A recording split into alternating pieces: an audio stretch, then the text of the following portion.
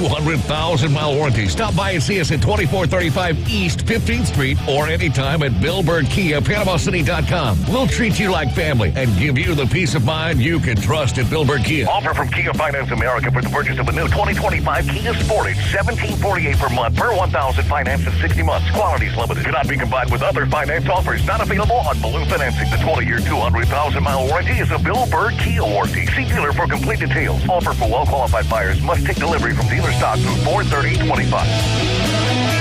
WGSX Lynn Haven, WVLQ Port St. Joe. Powered by Panama City Toyota. ESPN Northwest Florida. Lights, camera, action. It's the Coach James Hale Show. Do you know who I am? Live and local inside the J. Michael Studio. People know me.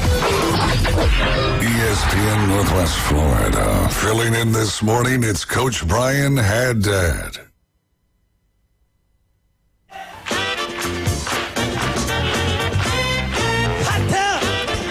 Well, that was scary. I feel left out. I didn't know I was filling in until I heard that. I had to change seats. You like that dramatic pause there? I did.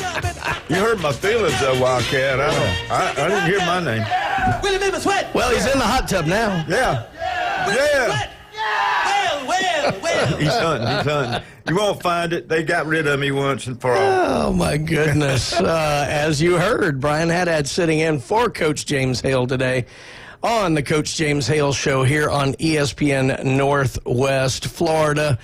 Joined as always by my Wednesday running mate here, Dr. Glenn Manley. There you go. That's Eugene. Eugene. Eugene Glenn, right. Yeah. Yeah, it's Coach Hale is taking his weekly vacation. So, I mean, he may fill in a whole week one of these days. I'm not sure. The sun. Yes, yeah. And Big Bad John the Wildcat rocking his Kentucky Blues this morning. He is. Congratulations to whatever they did this week. And he's apparently been stuck in some wires back there.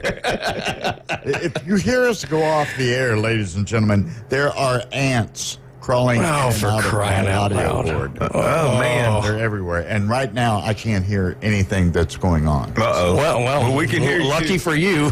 Yeah, be careful because we can hear you. I can still read lips. Okay. Can you read that? Professional radio at its finest, folks. Right. Well, we got a great show lined up for you today. Obviously, a lot of local baseball going on, so we're going to get into all of that here in just a second. We got Coach Hudson coming up from Bay High School in the next segment. Then, of course, it's our Gator Wednesdays, much to Glenn's chagrin, but we do have Dr. Ward's going to join us at 7:30.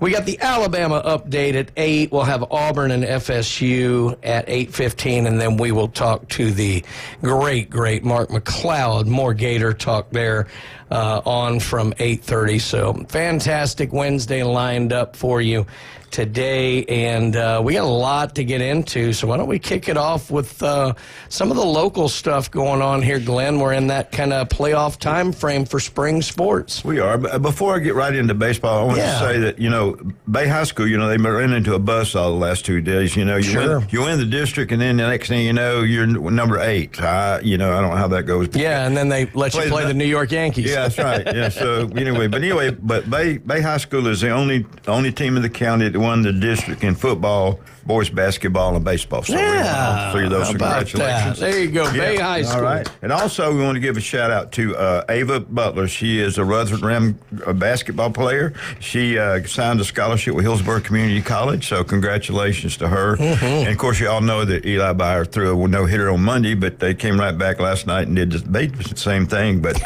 getting out there with that. And today, also at 3:30 at Bay High School in the Media Center, there'll be a lot of people signing scholarships to go on different sports. Mostly cool. Football, but they're going on, so congratulations to them. In baseball last night, it was South Walton 10, Bay High nothing. And then, Fernandina Beach and West Nassau played, and they're 1-1, so they play Thursday. So South Walton have to wait to see who won that, and they will be hosting that because they're the number one seed. A little extra rest time for their arms, too. Yep. So they won't be playing until Monday, next Monday. Okay. Also, now Arnold 10, Fort Walton Beach 0. They will host Choctaw on Monday. Okay. So familiar people instead, South Walton has to go on over there. And Bozeman came back last night. Y'all predicted it. There you go. 9-3. Go Bucks. Yep. So now they have to travel to Jacksonville on Thursday. So heading over to Bowles University. Yeah. And then Mosley and Columbia play tonight. So they'll play tonight, and they'll play Thursday, and then they'll play Saturday if need be. Okay. All right. So, and then they'll go back to the next Wednesday again. Okay. All right. Very good, very good. A lot going on locally here and a lot going on our phone lines here. I still got a little more, but we'll listen to Mike. All right. Well, let's get on to Mike. Mike, what's up, buddy? Not much. I'm glad the Nashville gang's there. I'm going to announce my candidacy for Pope. I'm entering the portal. My name is going to be, listen to this. Here's my name. Gianni Mussolini Catanani. Like a Luigi Catanani. Manley knows that name, don't you, man? I do. Not many people. He was a great coach. He just couldn't beat NBA, but he could beat East every time he played. Coach Ferrello's turning over in his grave for you saying that. Goodness. Yeah, well, Boots and Billy Boy, all of them loved me. Yeah. Well, but they didn't love me enough to play me. Boots was a little bit ahead of me, but he's like lived 2 blocks from my house. So, anyway. Yeah, I'll quit bragging, man. Here's the thing. Hey, Dad, you know that this man went to school that produced Boner, Fulton, and Oprah. He's like the 4th most popular graduate in history over there. Well, for crying out they still loud. have my picture up in the restroom. So it says aim here. Yeah. Well, anyway, I'm sorry about the Pope passing. Yep. But here's the thing. Belichick's available. He's not married. That's true. Y'all be careful. Okay. Go Balls. Yes, sir. Oh, I can't say those words, but all right. I mumbled them. Appreciate it, my boy. Talk about, you were talking about Bay having a year. How about University of Tennessee having quite a year? Made playoffs in football. When they get to the Elite Eight in basketball, defending national champs in baseball. All right. That's true. That's a tough pill to swallow for me. That's true. All right, what else we got going on there, In Glenn? softball last night, it was Holmes County 4, Arnold 2, and it was Bozeman 5, Walton 3, and it was also Mosley got beat by Chipley 22-9, and Alpha got beat by North Behaven 6-1. It was Vernon 12, Bethlehem 7. It was John Paul 10, and we was 7. It was Freeport 5, and Port St. Joe 0, and also Walton 13, Crestview 5. Now the softball district start on Monday the 28th. They're about a week behind, so they'll stagger those, and we'll see how it's going on. And also the rural baseball starts on the 28th too. So that all that's going on. And so if you get a chance, go out there at Bay High School in the Media Center, watch them sign. There'll be some other signings. I don't know. I hadn't heard anything from other schools, but I'm sure there were some other people signed on Monday from Mosley, about 6 or 7. So get out there. It is the time. And also now you're winding down not only for softball and track, and so congratulations to Bay High boys track team for winning the county. So yeah, absolutely, and all the district too, and they're going on to regional. So a lot of things going on here, and everybody thought the AD was springtime was easy, but it's never easy. Yeah, and then you got graduation, you got your award ceremonies, and so everything's going on. So schools are buzzing with activities now. So I'm curious about this, and I don't obviously, you having been an athletic director, you may know this. Of course, I'm sure the rules change constantly, but obviously we lost a week of the baseball season this year. We had the coaches all talking about it, and right. You're trying to do the 2 out of 3 series and work everything in, but baseball, you want to get a lot of games in, but it's tough because the schedule's compacted. Are there any mandates set out by the Department of Education or by the FHSA or whatever? Like, are they I'm not advocating for this, but are they allowed to have championships beyond graduation dates, or does everything have to be done while school is I think the FHSA tries to get everything done before it's over. Right. Unless you have inclement weather or something like that. But, they even arrange some things like where, you even stagger the people. There's 4 schools that use Tommy Oliver for graduation. And so they stagger that and, and all that good stuff. And so I think they moved that back. I mean, they lost a week so that it wouldn't conflict with the graduation or something like that. So it does change. I've, been out of it for quite a few years. It's hard to say what goes on with all that. But sure. They, for a long time, they had the playoffs right in the middle. We had exams sometime. And, stuff like that. And so you had to work around that, but I think they've gone back and redone some of that stuff. So congratulations. But, here's the thing. We're playing the best 2 out of 3 till we get to the final game. Then it's only 1 game. Yeah. Once they hit the Final Four, which, I mean, I guess I understand in the sense of when you're down there, you're talking about extending stays and it's expensive and this. It's always a tough balance to balance kind of the integrity of what you'd like with a true championship series against the obvious expenses that are only getting worse. Well, it seemed like when you had the Final Four, they would still go to the 2 out of 3, and then you'd have the last 2 would show up and be 2 out of 3. But I'm with you. I don't know how many series they pushed through there that last week. So, Yeah. Well, and with baseball, with weather that can, affect games, I mean, that extends things, which makes it that much more difficult. I mean, on a different level, I mean, I can remember because I spent way too long in Sylacauga, Alabama, back in the Little League regional, regional championships. And I want to say we should have been there a week or maybe 5 days, and we ended up being there I think a little over 2 weeks because we just had all those summer rainstorms that kept throwing everything off. And let me tell you this, if you ever go to Sylacauga, Alabama, at least in the 1980s, every restaurant in that town had Bob's in the name somewhere. I think there was a Bob's, a Billy Bob's, a Jim Bob's. Yeah. I tell you what, they were all good Southern cooking. But my wife's roommate in college from Sylacauga. Her dad was the principal of the high school. Oh, okay. So, and then, but anyway, I never want to go back. At least you didn't wind up in Aniana. So I have been to Aniana. I have definitely been to Aniana, and they always said, the nicest thing about it are the roads leading out of it. No, I'm kidding. We're sorry if anybody's from Aniana. No, I'm kidding. There's much worse places, and I go to them often. But no, I mean that's great news. Obviously, some good local flair there with Arnold and South Walton going through. Hate it for Bay. Bozeman getting that win was big. That's going to be a big ball game over there at Bowles. The first game though, it was really close up until about the 5th or 6th inning, and it just kind of got away from them, and so I'm sure they decided, this is a public school against I don't care how you classify it. Bowles is Bowles University. It's a private, it's a private university. And I'll say this: if you've ever been on the campus, it's a gorgeous campus. It is. I could understand why everybody loves going there. Right. There's a lot of money.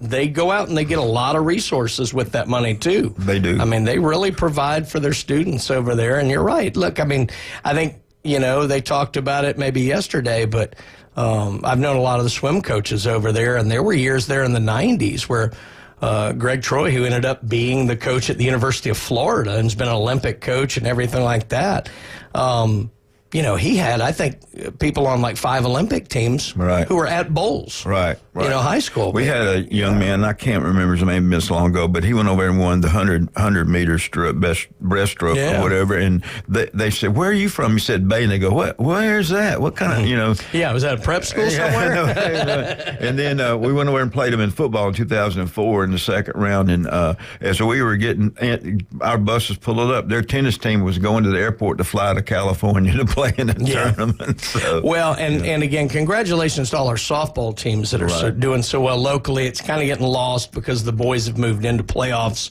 early, but the girls are going to be hitting that here real soon, and I'm sure we're going to have a lot of noise coming from that. Another thing that's going on too, that it may be over now, but beach volleyball was started this year. So I had earlier how the standings were, but I hadn't seen anything lately. So if one of the beach volleyball coaches somebody knows, let us know who's in head and all that good stuff, because that's new this year, and Bay High and I think maybe Arnold are the only 2 places that have the courts. I believe that's right. And I wanted to ask you too, were there any, I know North Bay Haven started with the lacrosse. Mm-hmm. And I think there might have been one or two over in Walton or something. Yeah. Were there any talks like in the county about maybe down the line lacrosse becoming a school sport? It could be. I haven't heard it mentioned, but I mean, it seemed like it would be. Yeah. You know, it just depends on, you know, if you're in a smaller school, you have to share athletes. Oh my and gosh, so, yeah. So,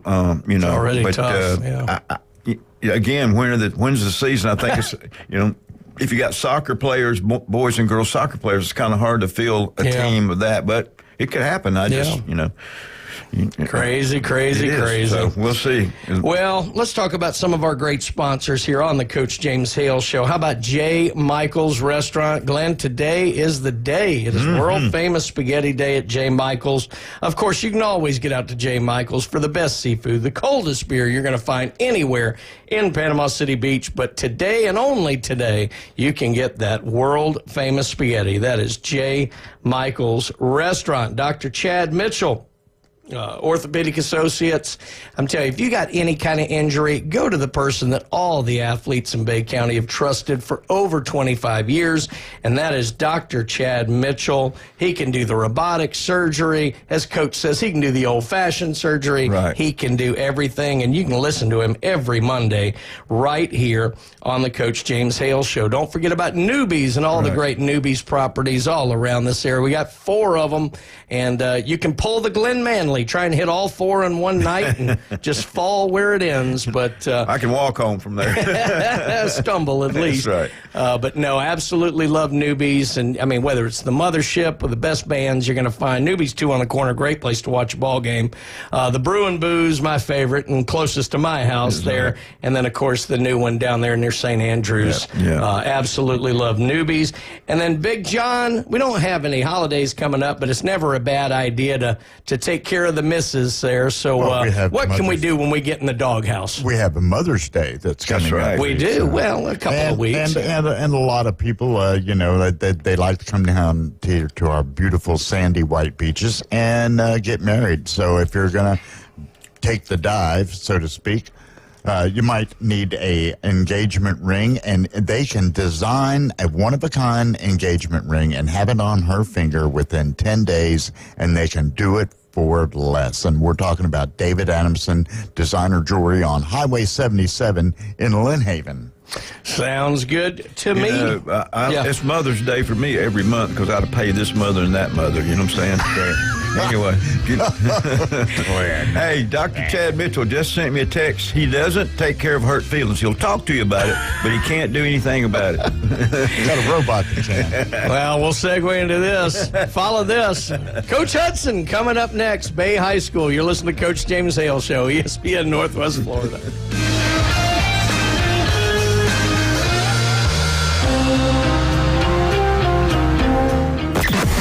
Weather in the Panhandle never stops. Turn to 104.3 ESPN Northwest Florida. This is Joanna with your latest forecast. Up to the minute weather reports all day long. A chance of thunderstorms and moderate rain. In-depth storm coverage. Winter Storm Enzo. And breaking weather as it happens. Hurricane Helene. ESPN Northwest Florida. We do have a tropical storm warning. Rely on it. This is Joanna with ESPN Northwest Florida. Here is your weather forecast on this Wednesday morning. As we head into this afternoon and evening, mostly sunshine and a high of 78 with a gentle breeze coming out of the southwest around 9 miles per hour. For tonight, a mixture of slight fog and mostly clear skies and a low near 67. Tomorrow, slightly foggy and a high around 80. This weather forecast is sponsored by Mid-South Lumber, the best little lumber yard in Panama City. Thank you for keeping that dial on ESPN Northwest Florida. Rely on it. Golf is a game that should be fun, but to have the most fun, you need to play your best. That's where the experts at Golf Plus come in. Their friendly staff will guide you through the buying process, answer all your questions, and can help with any repairs you need along the way. Golf Plus is your custom fitting, club repair, and golf retail shop. Golf Plus staff is non-commissioned and will work with you to find the best product for your game, just like they've been doing since 1988. Golf Plus in Dothan and Panama City Beach. Fitting, repair, retail. That's Golf Plus. Come experience Experience the weird and wonderful world of El Weirdo, a brewery and taco pub in downtown Panama City on Oak Avenue. El Weirdo is serving up delicious street tacos, magical wizard fries, locally brewed beer, margaritas, and more, all surrounded by art, oddities, and all things weird. It's a feast for your eyes and your mouth. Visit El Weirdo in historic downtown Panama City today. El Weirdo, 24 West Oak Avenue, and online at elweirdodowntown.com. You don't know what his problem is. But it's probably hard to pronounce and untreatable. I don't feel so good. The Coach James Hale Show is live and local from the J. Michael Studio, ESPN Northwest Florida. And welcome back to the Coach James Hale Show. Boy, that music is apropos this week. It is, but that's not the Bay High Fight song. But that is not the Bay High Fight song. They're running out of room hanging banners over there at Bay High. I do know that. And one reason for that is the man we've got on the line right now, Coach Hudson, Bay High School baseball. Coach, how are we doing this morning? I'm doing great. Good morning. Good morning. Good morning. Well, obviously, your reward for a fantastic season is they drew you with the Los Angeles Dodgers there to get things kicked off. But talk about the series there and, just kind of how the games went and who played well for you over the last couple of days. Well, I'll tell you, last time we talked, it was actually, I think we were heading into the district finals. Mm-hmm. And, I got to mention that. We, the Rutherford game, we played those in the district championship game, and that was one of the best games that I've coached in my entire career. It was just full of intensity. The game was, Trace Brooks pitched for us that game, and he just pitched out of so many jams. I mean, it was like they had two guys on base just about every inning early on, and he just found a way to get us through it and willed us a victory there, and we finally scratched a run across and beat them in a 1-0 game. But Rutherford really had a great season, and they came out and gave us everything we wanted in that championship game. So, again, it was just a fantastic game, and it was a big win for our program there to win the district title. So then we went to Beef O'Brady's to watch the release show, where the FHSAA has it on streaming, and we go and we figured the top 8 get in. Obviously, South Walton was the number 1 seed by far in our region, and we had been ranked 6th and 7th, and we win the district, and the 7th seed loses their district final, and the 8th seed didn't make it to the district final. So we felt like going in that we felt pretty comfortable to get to 6 or 7, somewhere in there, no lower than that. And lo and behold, we look up and we are the 8th. So, that was. Coach, I know you can't say it. I'll say it. The FHSAA is nothing if not consistent in their view of Bay County schools. Let's just say this year. So, they are what they are. It's happened the second time in a row that's happened. Where we're still Max Prep's rankings is really what they're supposed to base the FHSAA rankings on, and we're still 6th in the region in Max Prep. So we're not really sure what happened there, but hey man, I'll tell you, I will give our kids a ton of credit because we went over there and we knew going in what the deal was and how things had to, everything really just had to go our way, and it just, when you're playing a team like that, it's tough. And we saw 3 pitchers from South Walton who every fastball was 93 to 96 miles an hour. Golly.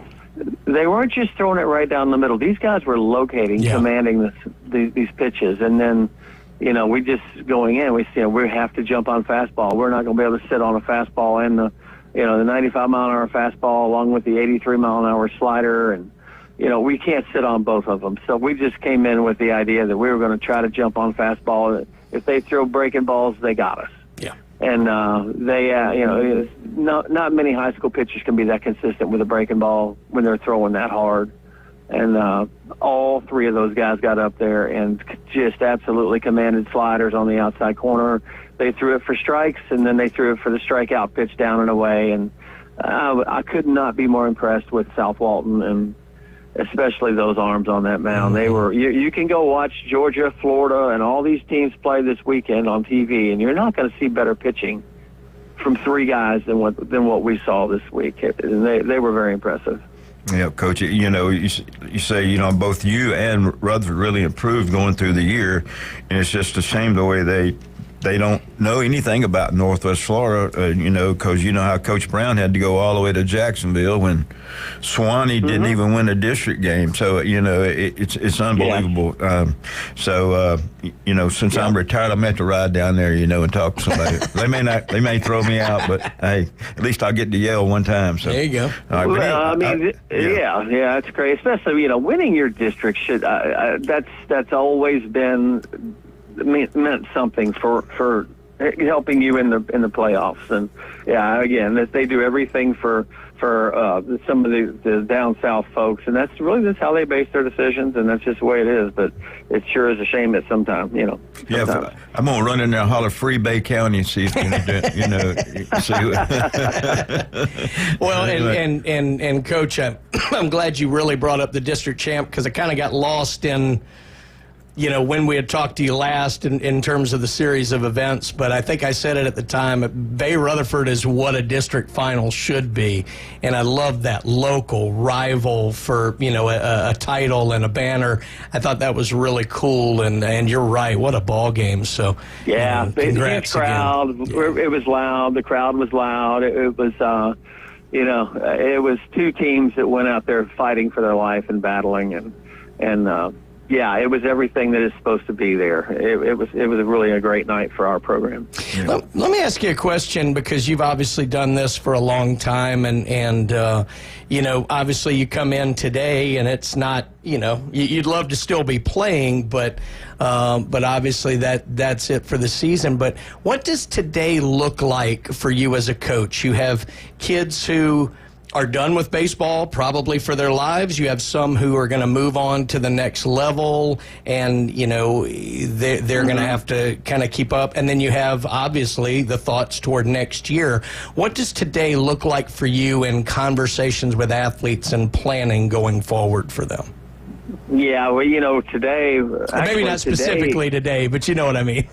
Well, it's funny because literally today we are actually going to we have college signings today at Bay High School, and so we have 3 seniors this year, and all 3 of them will be playing college baseball. So we're going to have our signing for 2 of them today who've made their decisions. So Andrew Scott and Trace Brooks will be signing today, so that's awesome. And then whenever Jonathan Corona decides what he wants to do, he'll be going on his way as well. So that's usually, one of the main things is hopefully tying up loose ends on getting your seniors off somewhere to go play college baseball. That's a big part of now. And the other part is some of these guys you got to make sure and get back onto the grades, because the postseason thing. And so I always said on that at this time. I actually told them that after the game last night. We got to make sure we take care of that.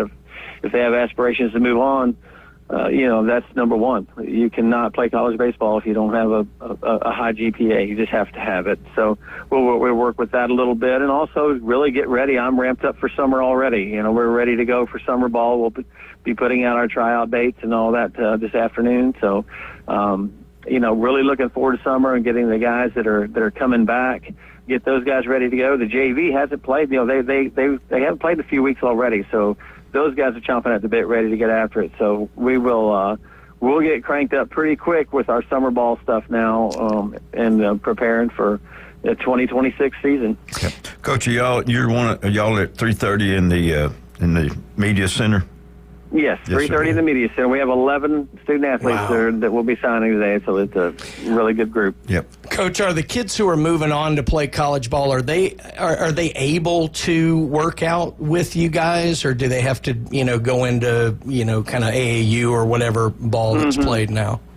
Well, they will be working out with us. As far as the summer goes, the summer team, summer season, that's going to be for our guys that are still eligible, but. This year's seniors, they will be able to come out and work out whenever they want. Just like last year's seniors, the year before that seniors, and every other year that I've ever coached players, once they've played for us, for me, they'll have a place to come work out. And so, we have kids come through. It's fun in the summers and Christmas break. You get kids that from several years back that will come work out. So no, we make sure that these guys have a chance to get out here and use the mound or whatever they need to do. Swing the bat, whatever it is. They'll be able to work out. Coach, we're almost out of time, but tell us really quick how important the weight is. Some of the weight workouts are. Yeah, absolutely. That's funny. We looked out there on that field yesterday, and I said, my gosh, South Walton's uniforms are a lot thicker than our uniforms are. You got to work out. You got to do it. You got to make the commitment to doing it. And, we have, kids at this age, they can make such huge gains, just over the course of 8 or 10 months that we have, in between seasons and heading back into into next year. So we will hit the weight room immediately. We have our baseball classes every other day. And, we will definitely be in the weight room throughout the summer and the fall all the way around. We try to keep that as a constant for us throughout the year. And we will be back in the weight room. We hadn't been in there in a little bit now, but we will be back in the weight room here immediately to get these guys stronger. And, it's everything in really much any sport anymore. It's everything. You got to be bigger, faster, and stronger. You just have to be able to do that, and I think we have a bunch of guys that are committed to doing that. Well, right. Coach, congratulations again on a great season. More banners to hang. If you're running out of room, just, put them over that Glenn Manley face there somewhere. You can just do that. That's also in his restroom. but again, congratulations. It's pretty low. Not a lot of people can do that. Well, again, congratulations. Wonderful season there, Bay High. Just a great year for Bay Athletics and always for Bay Baseball, and enjoyed talking with you this season. Good luck with everything going forward, and we'll talk to you again soon. Well, thank you guys for having us on all year. I love what you do to promote baseball here in the area. Thanks a lot. I appreciate that. That's a great Coach Hudson there. Yep. Bay Tornadoes, another district champion this year. How about that? Crazy. Well, let's talk about some more of our great sponsors. The local 115 downtown, historic Panama City. The Vandergrift family, everything they touch turns to gold, and this restaurant is absolutely that. Wonderful, wonderful. It's kind of an oyster bar with a sports theme, but nothing fried. It's a much healthier option. Absolutely great stuff. I know Coach raves about the gumbo down there. Get out to the local 115. And speaking about the Vandergrifts, TK Vandy Roofing and Construction, you need to get out there and deal with them. You got any kind of issues where you need a new roof or something like that, talk to the fine folks there at TK Vandy. And coming up next, we got the man himself, Dr. John Ward, dermatology specialist. That's coming up next. You're listening to the Coach James Hale Show on ESPN Northwest Florida.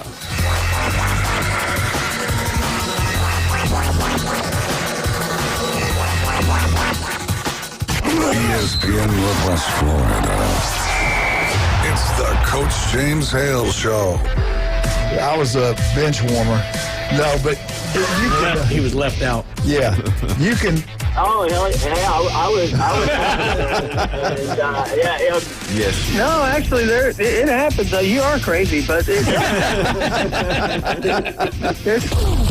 Weekday morning 7 to 9. ESPN Northwest Florida. Introducing Water Clear Pools, the home of the 10-week pool guarantee. We guarantee custom pool completion from permit to your first swim in 10 weeks or less. Water Clear Pools is the premier pool builder for the Margaritaville development on Highway 79. Free quotes and custom pools anywhere in Northwest Florida. Call now, 850-835-4177, or see our website, waterclearpool.com. Licensed and insured. License number CPC 1459723.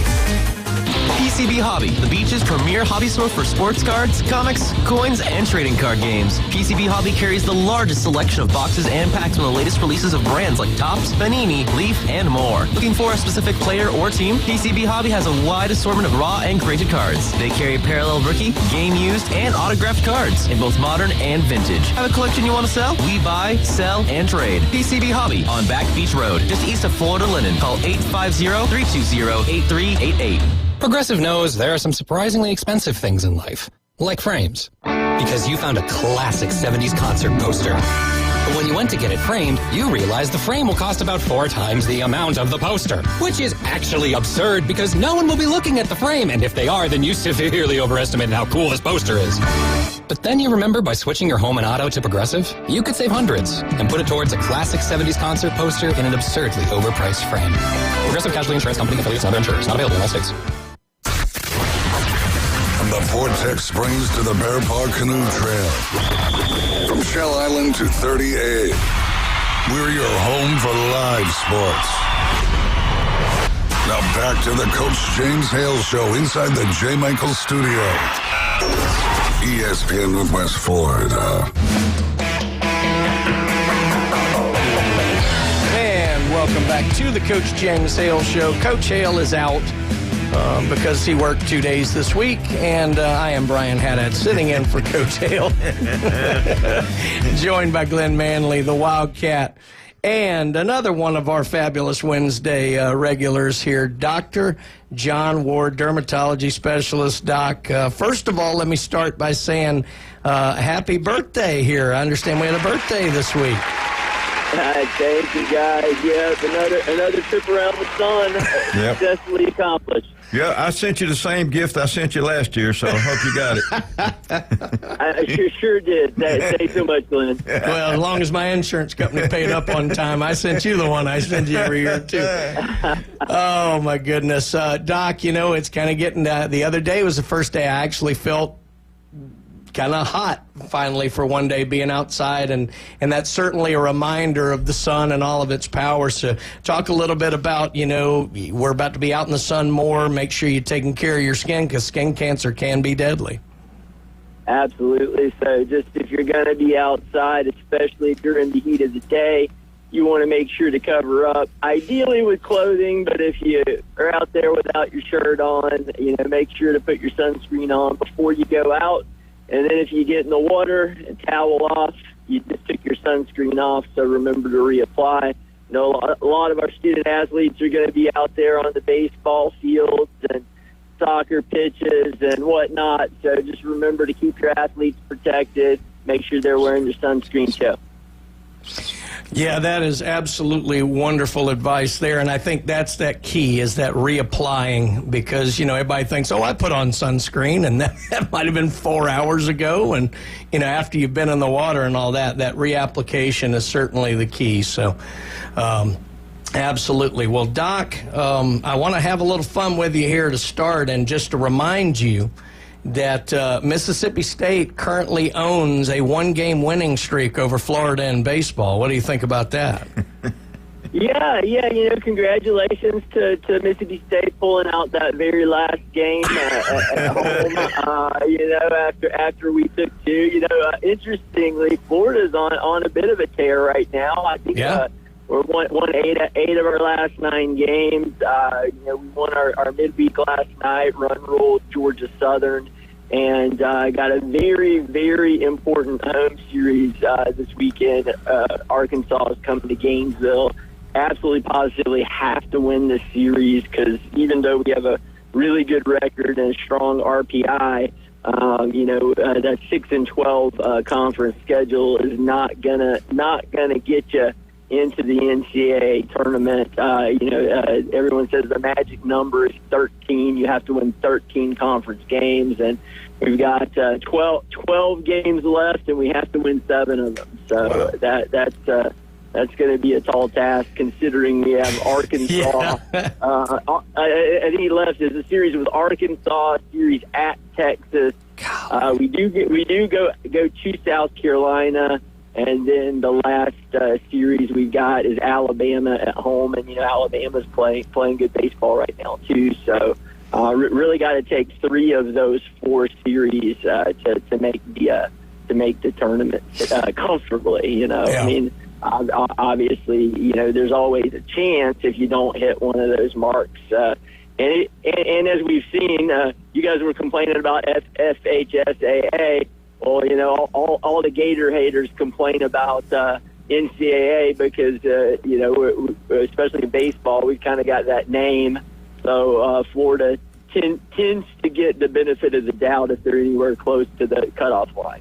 Yeah, that is true. And let me be fair to my Gator friends here. I know I had a little fun there, but Florida took Mississippi State out Friday to start in Starkville, by the way. Tough place to go play. Florida wins 13-3 in 8 innings, puts it on my Bulldogs, and then wins Saturday 11-8 before my Bulldogs get the charity game on Sunday 14-8. So a lot of runs put up on the board. Probably didn't bode well for either of our pitching staffs going forward. But I did want to throw this out there, Doc. I was, excuse me, I was looking at this, and Saturday's Down South had, I mean, and it's way early. We got a lot of baseball left, but if the NCAA tournament picks were held today, the regionals, this is what they project. They project the SEC to have 6 host teams, and those would be Texas, LSU, Arkansas, Tennessee, Vanderbilt, and Georgia. They further predict 4 teams would be, quote, safe. They've basically got a lock spot in the regionals. That would be Oklahoma, Auburn, Ole Miss, and Alabama. They then had 4 teams on the bubble, so they've got a shot, but they need to do some work. That would be Texas A&M, who, don't forget, started the year as preseason number 1. Kentucky, there you go, Wildcat. Florida, and then Mississippi State on the bubble. And then they had 2 teams where they call better luck next year, South Carolina and Missouri. Does that sound about right to you, Doc? And if you had to guess right now, I mean, we had 13 bowl teams. We had 14 teams in the NCAA tournament in basketball. How many do you think we get to the regional level in baseball?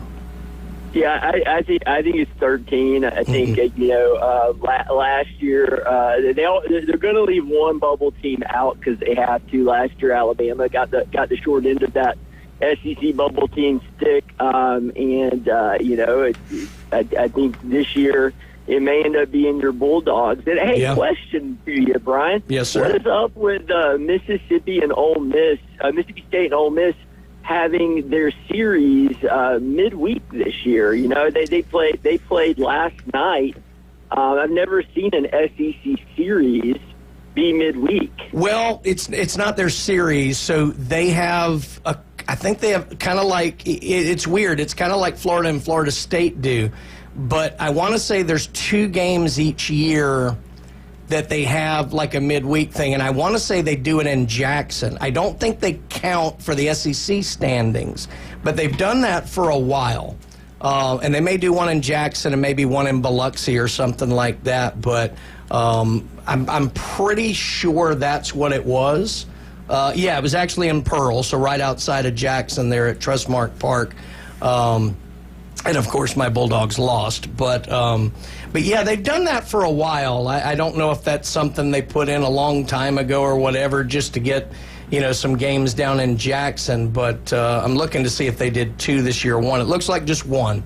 So it's just kind of a one-off, probably to support the state capitol there. I'm sure politicians were involved. But the actual series with Ole Miss will be May 9th through 11th in Starkville. And that'll be, like you said, very pivotal for state because they're definitely going to be one of the bubble teams this year.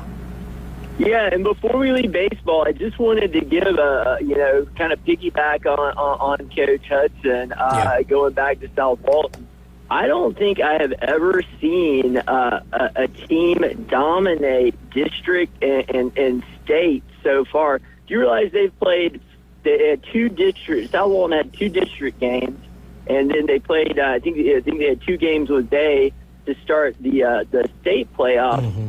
In those 4 games, do you know how many hits they've given up? Not many. 0. Wow. 0 gracious. hits. Run ruled every single one. I knew they'd run given up 0 hits. That's insane. That is insane. That is how good this team is. I mean, I don't even know if they should keep playing the games. They should just crown them state champions, and save everyone a bunch of money. I know you got to play the games, but talking about that level of dominance, where I mean, these are good teams that are coming up that have had success, and their kids can't even get a hit on them. That's just. I mean, props to Coach Borthwick and his pitching staff, because I've never seen anything like it. Well, I have stopped driving up to Starkville and putting that for sale sign in Coach Lamonis's yard like I used to do there. But now I'm just sending him, brochures. Come to Bay County and let's find some players. Because good gracious, the amount of baseball arms this year that we've got down here, Bay County, Walton County. Good gracious, it's unbelievable. So, well, Doc, we're going to hold you over for one more segment here on the Coach James Hale Show. Let's talk about some more of our great sponsors here. In addition to Dr. John Ward, Paparazzi Gourmet Deli, 3 restaurants in one, the best pizza, the deli, the bakery. Hey guys, Coach Hale's out of town for a few days. You might actually be able to get some of those items at the bakery there without, knocking an old man off of the window. But go see Big John and the crew down there at Paparazzi Gourmet Deli there on Navy Boulevard. You will absolutely love it. Max Fit Sports Nutrition, that's where you're going to need to go after a good weekend at Paparazzi. You want to look better, you want to feel better, you want to lose weight, you need to go see Jason Kovaleski at Max Fit Sports Nutrition. The best thing about them, Glenn, you can try it before you buy it. Great products, great local company. Jason in here with us every Tuesday and Friday. And they've got 2 great convenient locations for you. One on Panama City Beach out there at Pier Park North next to Dick's Sporting Goods. One on 23rd Street in the Del Coronado Village next to Granny Cantrell's and Taziki's. Max Fit Sports Nutrition. My buddy, this is the first time I've been able to call his ad on this. Steve Berdishaw, Steve's Bike Shop. Steve served his sentence working with me at the Panama City swim team for a long time. In fact, he's still coaching with them and a longtime coach of the Mosley swim team. But Steve does an absolutely wonderful job at Steve's Bike Shop. They have been providing great local service since 1979, Glenn. Right. 1979. Wow. That was what, your 30th year in the county? Yeah, close to it. I'm just kidding. But yeah, Steve's Bike Shop, get out there. I mean, you need any repairs done, you want to get one of them fancy new electric bikes that everybody is raving about, get out there. They're on 23rd Street, right across from Sam's Club. Steve's Bike Shop. And again, it's getting warm. Steverson Air Conditioning. Get out there and see Jason and the fine folks. Make sure that you're not just sweltering in your own home. Steverson Air Conditioning. We get back more with Dr. John Ward, more talking about the Gators, more Glenn ripping the remainder of his hair out. You're listening to the the Coach James Hale Show, ESPN Northwest Florida.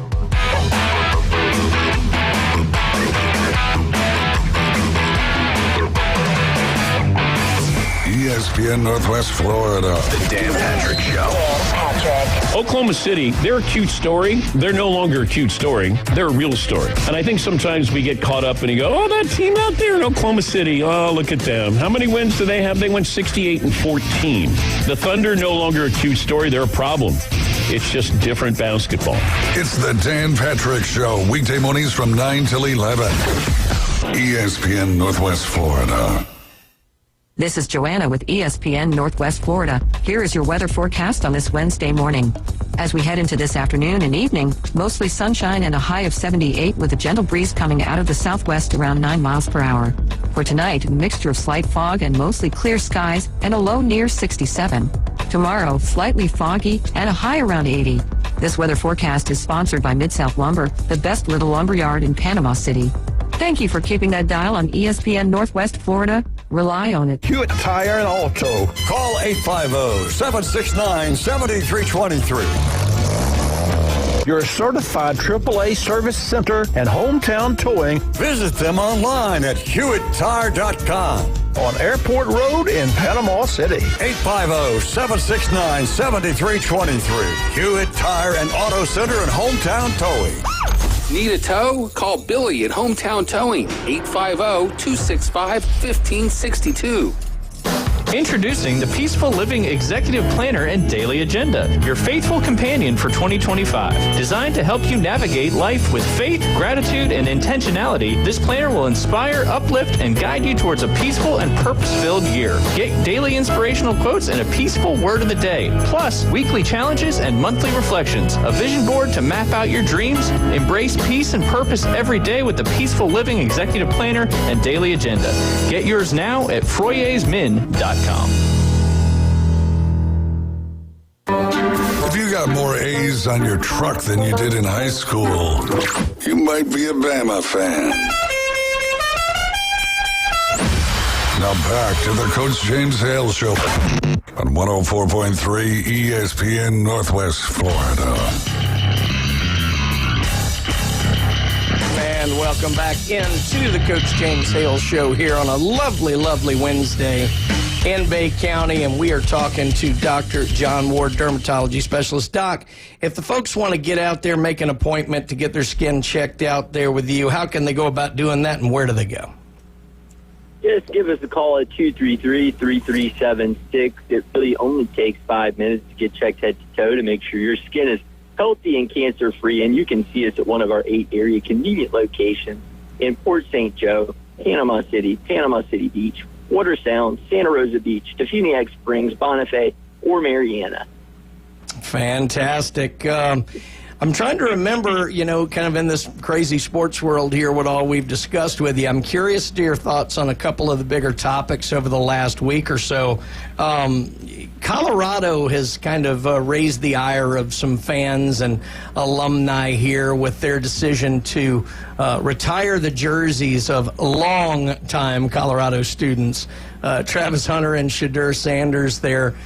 Chad Brown, who was a defensive lineman from their national championship squad back in the early 90s, it kind of came out not so much against them getting it, but really raising the specter of the fact that a lot of the guys who were, 4-year starters and critical to Colorado's national championship run are not in the Hall of Fame, things like that. What is your take on the whole kind of Hall of Fame, or not Hall of Fame, but the numbers retired thing at University of Colorado?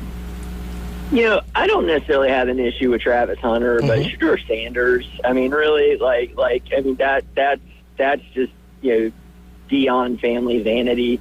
That'd be like saying, at Florida we should have retired the jersey of Rex Grossman or Jesse Palmer or someone like that really in the history of the school. Were they fined for when they played? Yes, but there's no Heisman Trophy. There's no national championship. It's really vanity of Coach Prime, and it's one of the reasons that I'm not really a big fan of Coach Prime in Colorado in general. They should have a backbone and stand up to him and say, heck no, we're not doing that. Yeah. For Shador, I mean that's nepotism at its very worst. Yeah, I was waiting to see if Shiloh would get his number retired this week too. Well, let's get into some more fun talk. I know a week ago we had everything had broken with the breakdown between Nico and the University of Tennessee, but I don't think at that point the UCLA thing had become an issue. So it looks like now he is signed with UCLA. Don't have exactly definitive numbers, but every indication is that it's anywhere from maybe half of what he was supposed to get at Tennessee to maybe 60% of it. So certainly less money. And then just to add intrigue to the entire situation, now his brother is going back with him after leaving UCLA high and dry on signing day. And the guy who they did have in, Aguilar, who they had brought in the portal, now is going to the University of Tennessee. Can you have a little fun talking about this roller coaster of the last week or so? Well, all I can, my advice to college coaches out there is get to know the parents as much as you know, and the family as much as you know the player. really, I think it speaks to the character of that family, that little bro is leaving Arkansas to follow Big Brother to UCLA. I actually read something that Arkansas is thinking about suing the family over little brother leaving, because apparently he's in an NIL deal with Arkansas, and this apparently breaks some of the whatever's in his NIL deal. And look, if these players are going to sue the schools over what they perceive as the school breaking NIL deals, that it should go both ways.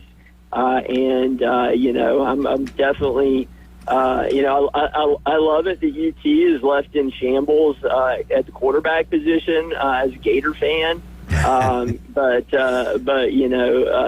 really it just goes to when you're making these deals with the athletes, you need to know what their character is. You need to know what their family's like, and you've gotta really be on guard if you're gonna put an investment into a kid, and that all they're after is what's best money. A lot of people thought Florida was, not that smart, letting Jack Pyburn go in the portal and go to LSU. But, chances are he was being unreasonable and selfish, and it wasn't worth dealing with him.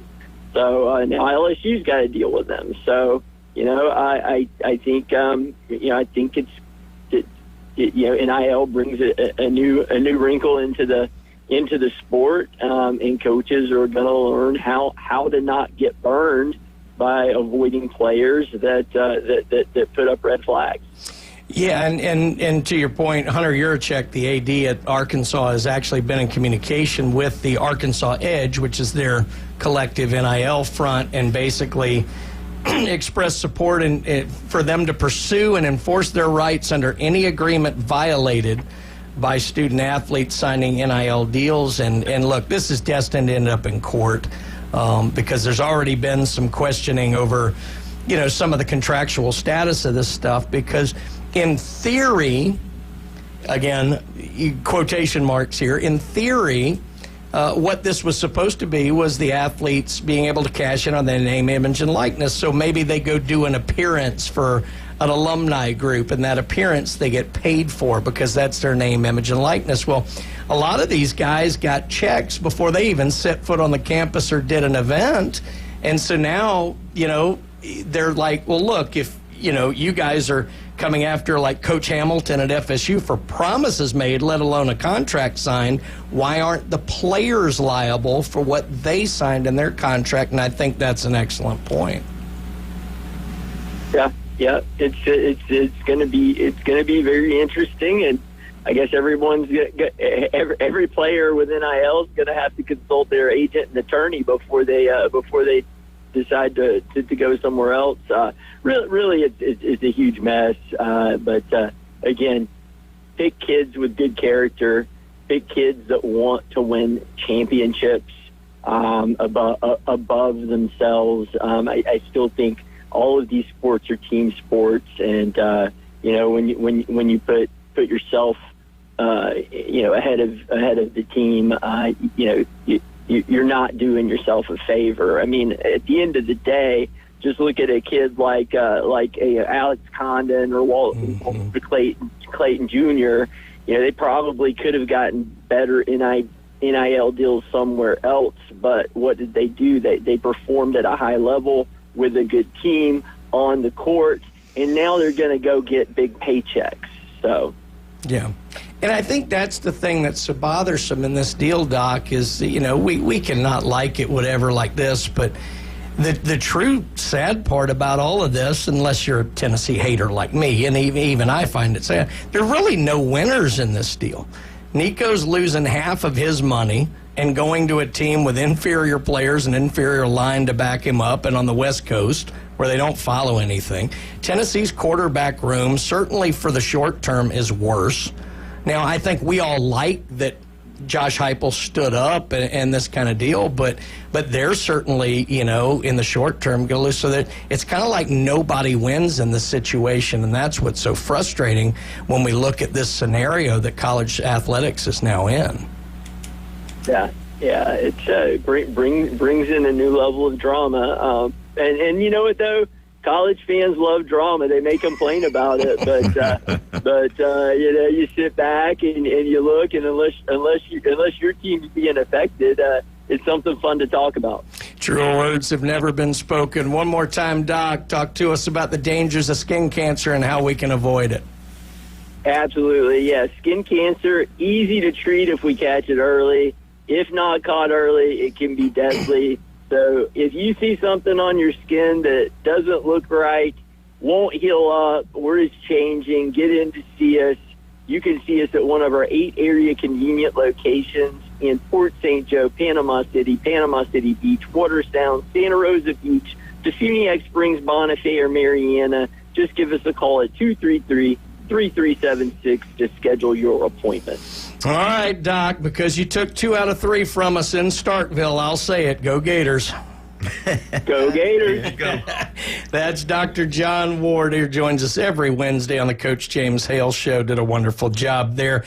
A couple other of our great sponsors here. Turf Pro Pest Control. Look, it's the time of year. People are getting out and about. They're going to be checking out your yard, and you don't want them reporting you to the HOA for the wrong reasons. Get rid of those critters and insects that tear up your ants yard. Crawling out or of if the you have audio ants. board. I wonder if Turf Pro can cure coming in here ants. tomorrow. Perfect. Going to take care Patrick, of come get these ants off of the board, and that's what happens, John, There's a when you're couple eating all of them donuts in there. There are a couple of uncles in there, too.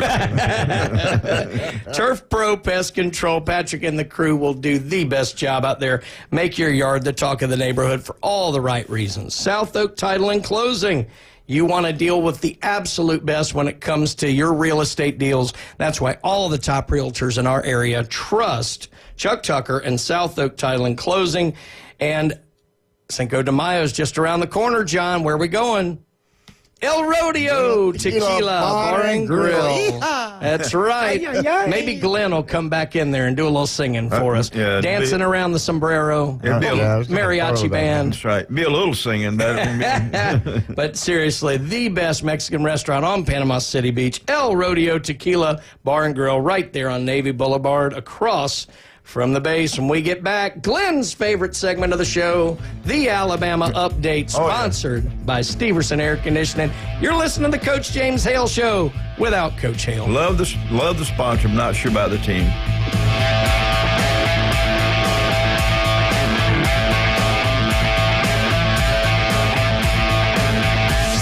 ESPN Northwest Florida.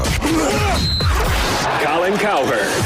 The other thing that makes you wonder about the Lakers are a bad road team. They were sub 500 on the road, and they just lost home court advantage. Minnesota, like those Ravens, they can win on the road. I'm not worried about the Lakers, but J.J. Redick, welcome to playoff basketball.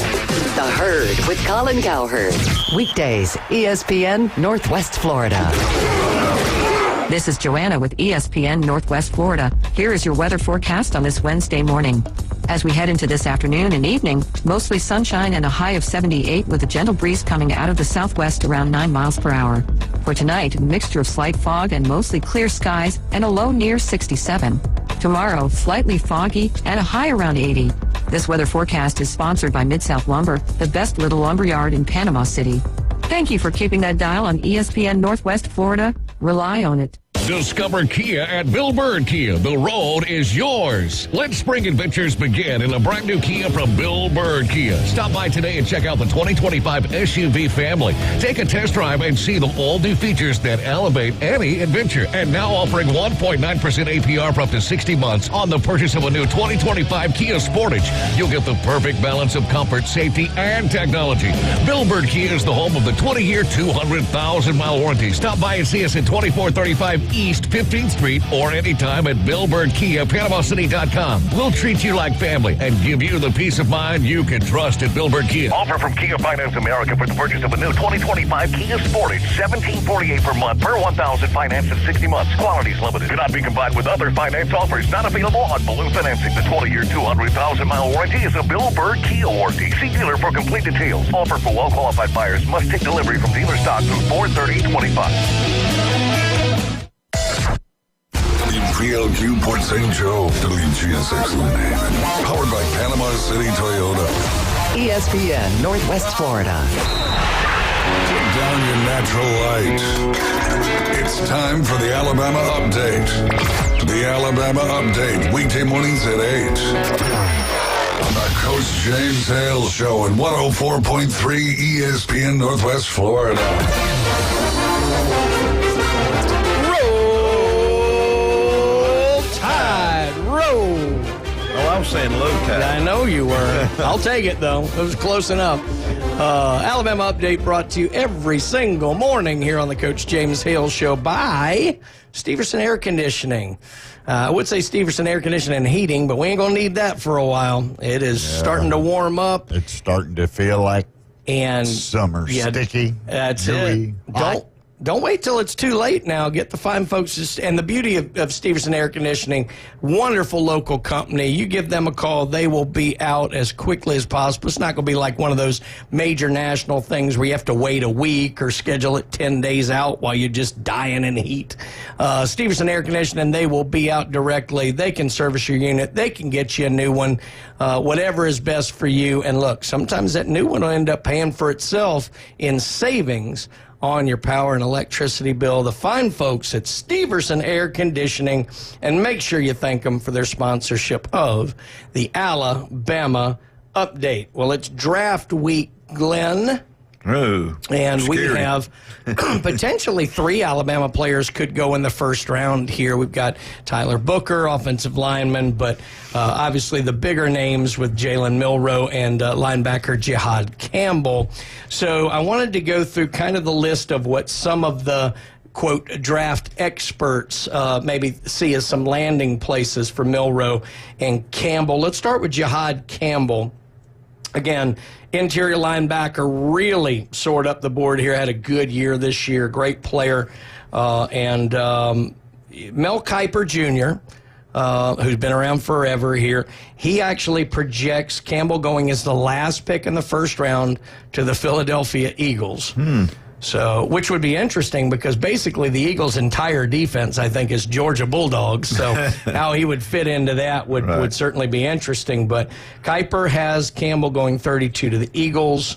Jordan Reed, also from ESPN, kind of one of their new draft analysts. He actually has Campbell going as high as number 19 to the Tampa Bay Buccaneers. So all of our Bucs fans, that would be a pretty cool pickup there for their defense. Pro Football Focus has the highest projection for Jihad Campbell. They have him going number 14 to the Indianapolis Colts, hated rivals of my Tennessee Titans. And CBS Sports is projecting Campbell to go number 17 to the Cincinnati Bengals. That's for you, Johnny. But I've also seen other projections having him go to the Bengals. So more than one? Yeah, and they need it. You know, they've got the offensive side of the ball figured out. That defense need to work on a little bit. So they had some issues on the offensive side. Well, you know, injuries and things like that. But no, but they locked up, you know, the key players and all that. So that'd be a good pickup, I think. You know, I think he's a plug-and-play kind of linebacker. I think he could come in and have an impact. Right. That's going to be the key right there. That's right. Right there.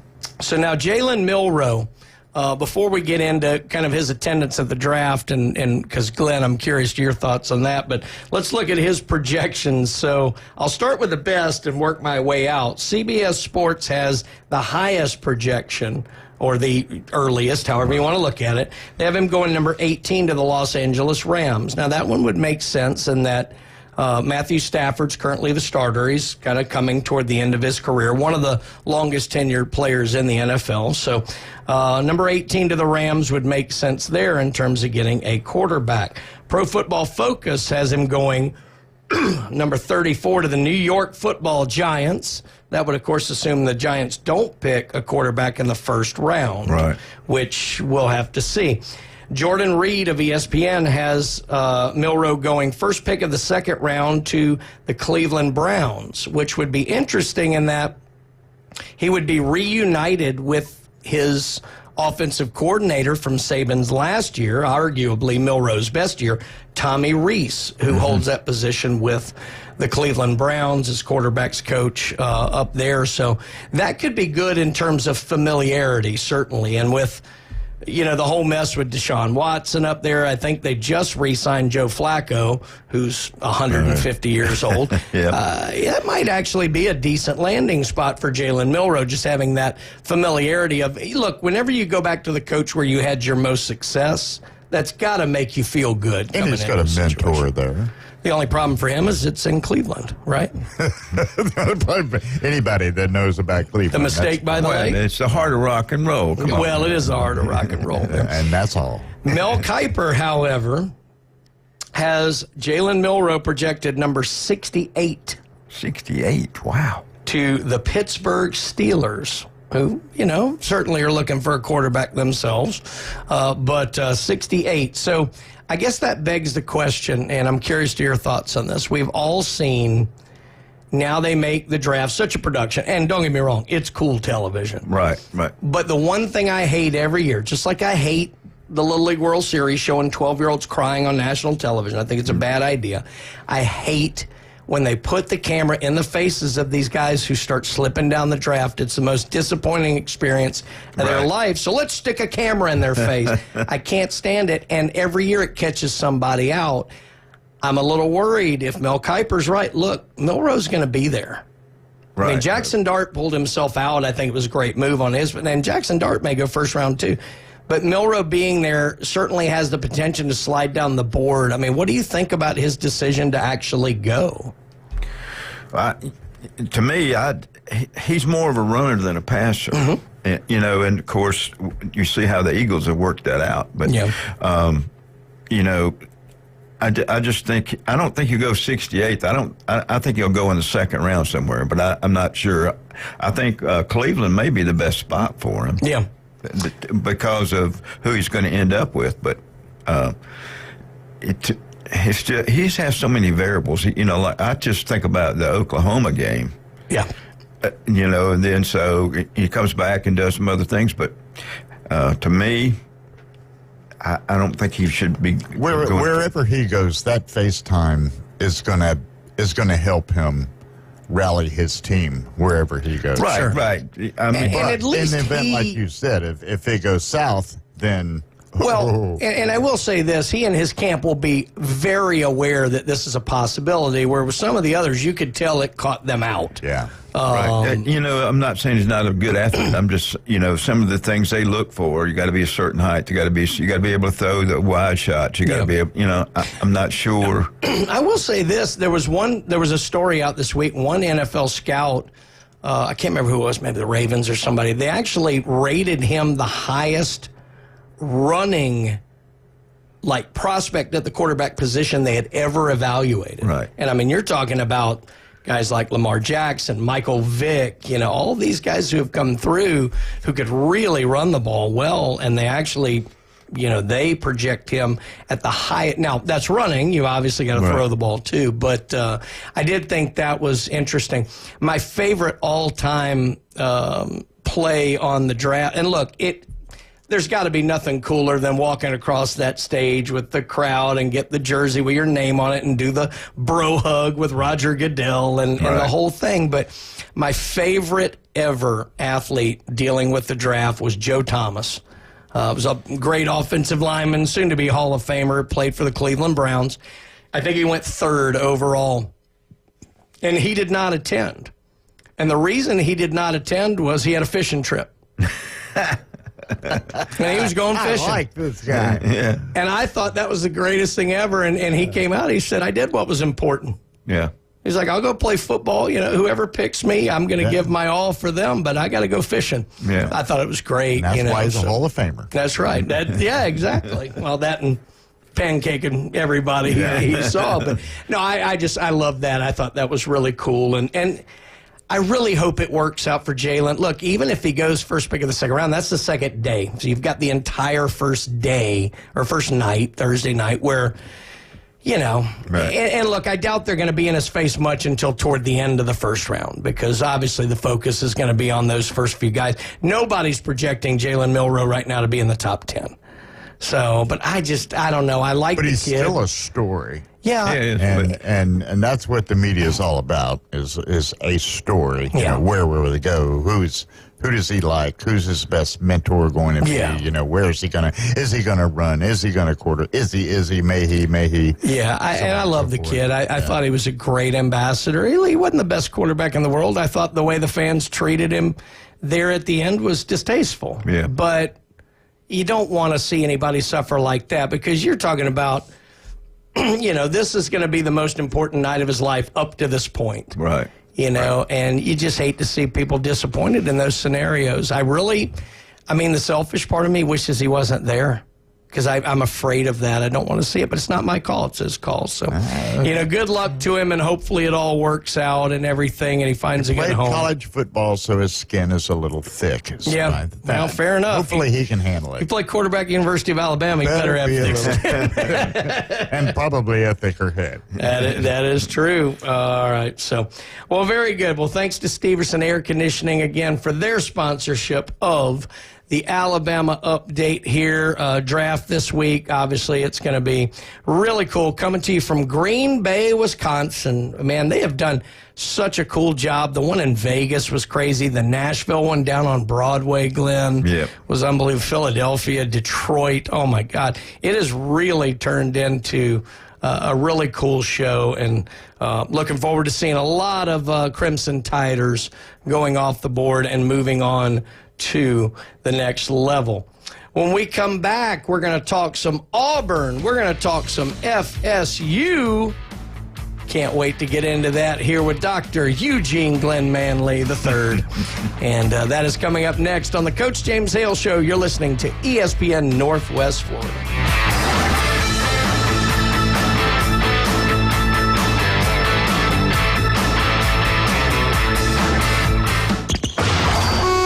ESPN Northwest Florida, the Paul Feinbaum Show. Expired is up next. Tennessee fans, what is wrong with you?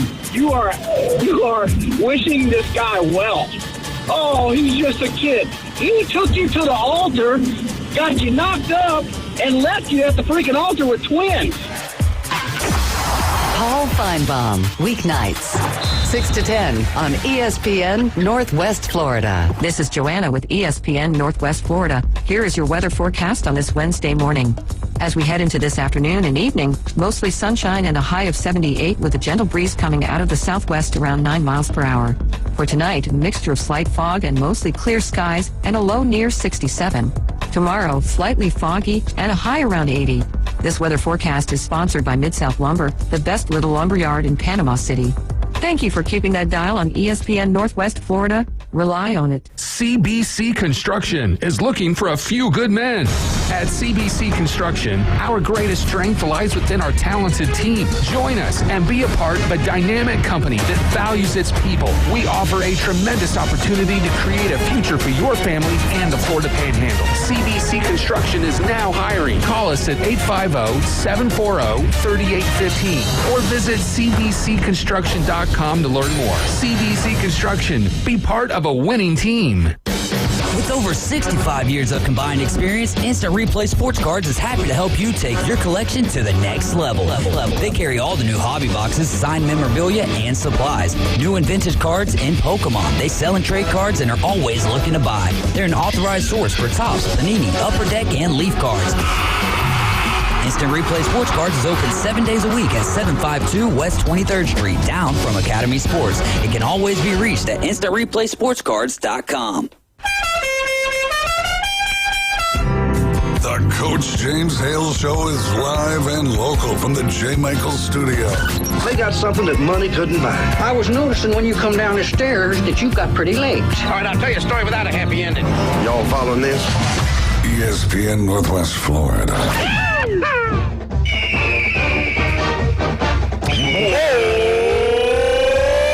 Eagle! Hey! Martha, Kenny, James, Jenna. Yep, man. Martha was actually here last week. She was. We had a little spaghetti with Martha last week. Well, she didn't. She had the big old fish and chip. That is a huge basket of fish and chips. It was. We ate on it for 2 days, I think. Jay Michaels, great to see Martha as always, and great to talk Auburn football here on the Coach James Hale Show, and that is sponsored by Lynn Haven Beef O'Brady's.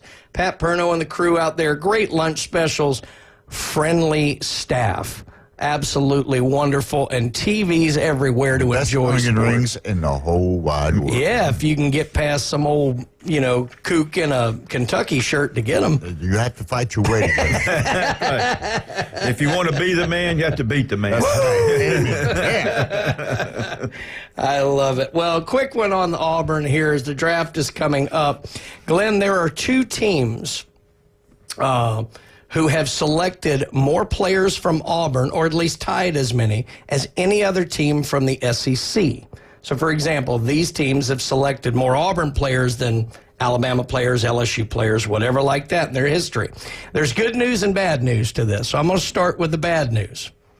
The first team that has selected more Auburn players than any other school in the SEC, the Tennessee Titans, who are the worst team in the NFL, with 12. They selected 12 Auburn players through the years, 11 from the University of Tennessee, 10 from Alabama, Oklahoma, and Texas, and then so on and so forth. They've only drafted 1 player from right down Broadway at Vanderbilt in their history.